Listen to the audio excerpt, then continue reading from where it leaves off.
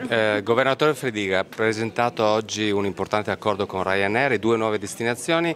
L'obiettivo è quello di potenziare la connettività internazionale del Friuli Venezia Giulia. Sì, andiamo a potenziare sia i voli nazionali con un aumento di frequenze, con alcuni scali, penso in particolar modo a Bari, dove aumenteranno a Palermo, ma poi appunto l'introduzione di 2 nuove rotte internazionali, Barcellona e Dublino, che si sommano a quelle già presenti a livello internazionale, che sono Valencia, Londra, Bruxelles, che ripartirà con l'estate 2023, quindi da aprile 2023, quindi e Malta ovviamente, quindi una serie di nuove opportunità di mobilità per i Friuli Venezia Giulia, ma soprattutto di mobilità per chi vuole venire in Friuli Venezia Giulia a conoscere la nostra regione.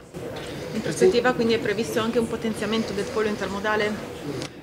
No, adesso già il polo intermodale mi sembra che sia strutturato bene, dobbiamo adesso riempirlo, perché la verità è che noi siamo l'unico aeroporto dove il Frecciarossa arriva in aeroporto.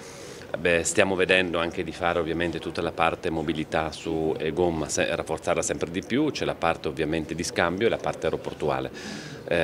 Quindi l'obiettivo ovviamente è di sfruttare al meglio un'infrastruttura sicuramente strategica, ma che deve trovare ovviamente un maggior numero di passeggeri per sfruttare appieno le sue potenzialità.